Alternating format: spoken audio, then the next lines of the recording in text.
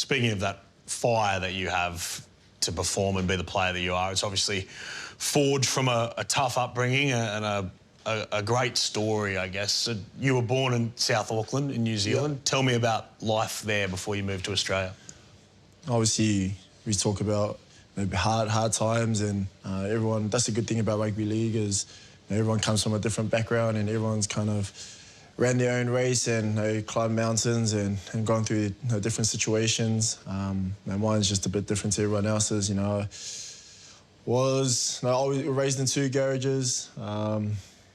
Just did my thing there, and me and my family plugged away at it, and I grew up in a place called Otara, the grade 274, and I was lucky enough to grow up in an environment where I had a loving mother, and my brothers and that around me as well, and my old girl is a tough lady that has gone through some adversity, and she's done an impeccable job to drag along 3 boys and a baby girl. But yeah, it was tough as it is, and there's plenty of other people that got tough stories as well.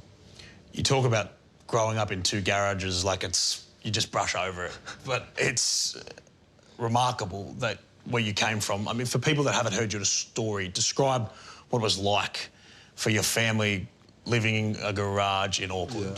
Yeah, it was a bit weird because we lived in one of Mum's mates' ones, and it was like this little tin, the tinny aluminium thing, and every raindrop you could hear, like if it was raining, and New Zealand is not a sunny place, so you would hear at nights all the way throughout the night, just raining, pouring, and water on steel, and it was just loud, and you never got a good night's sleep on those days. It would leak, you'll come out and a bit of the carpet was wet. First thing you wake up to is your feet wet when you're walking to go get changed, or things like that, and just kind of simple things. The toilet was outside, so you got to get up and walk outside in the dark and use the toilet. My mum did a good job of making sure that the situation was still a loving environment, and that we had everything that we needed just to get through. And when we got to a better place in life where Mum could, kind of grab some stability in our family, then she did exactly that. And we were lucky enough to get over here.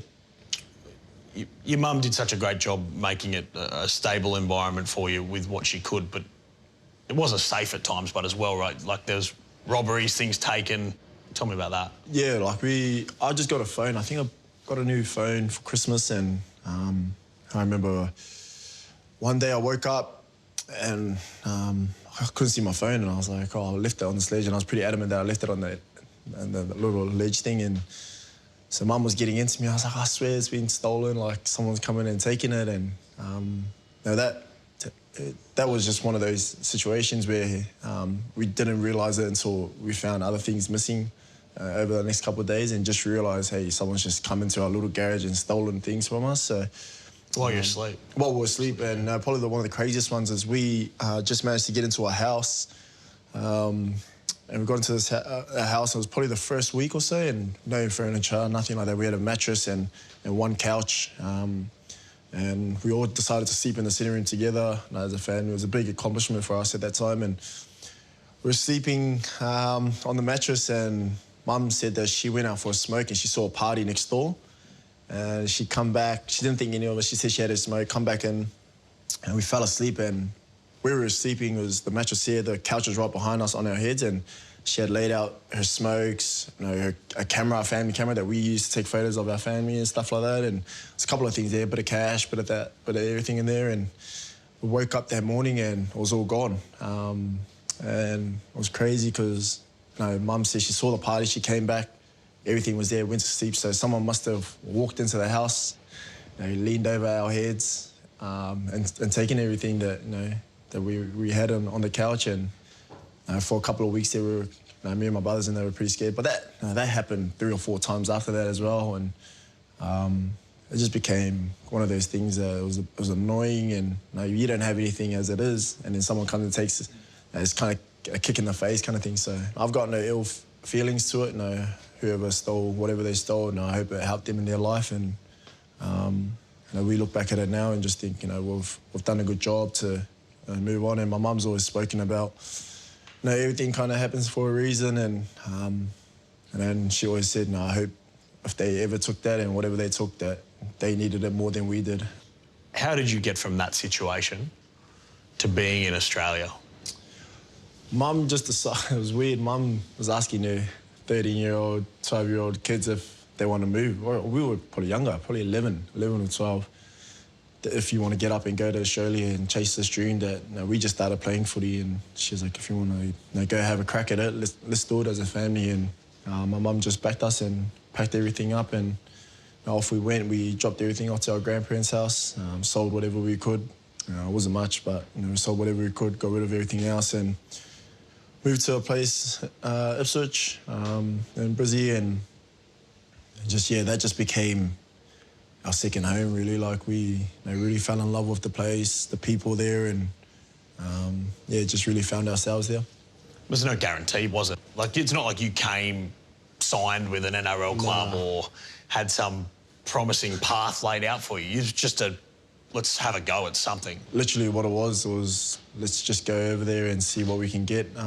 Ipswich State High School was starting up a program, and my older brother had already been here in Queensland, and he had really good mates around him, and the family took us in and said, oh, look, we'll take them to the same school as our kids, and we're going to ask a question, show what representative football or whatever football you have, and hopefully they give you a scholarship. And that's what we did. Me, my brother and my mum rocked up to Ipswich State High School with just our school reports and a bit of what we did in the past with footy, and the school just said, hey, look, we'll give you a scholarship to the school. And look back at it now, and it was such a big pillar for us. Your mum, she sounds like an incredible lady. Like, what's it meant to you to change her story and change her life in particular?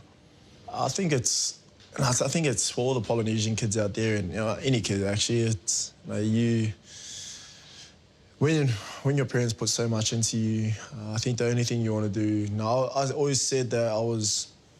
If I was to die today, I would be happy because I let my old lady see me accomplish what she wanted me to accomplish, and I got to live my dreams in front of her, and I know that's more important than anything else. And that was always my fear as a little kid, and it's weird that I was thinking of that when I was a little kid, and I was always scared and feared that if I was to die, that my mum didn't get that glory of seeing one of her kids accomplish their dreams. And now that I've done it, I just feel like she's so proud to be able to walk around with her son and know that she poured so much into me, and my mum always made sure that she kept me on the straight line, and at times I had to sacrifice some things to get there, and that's just life, I guess. And as you get older, you learn a bit more. So I was really lucky to have her.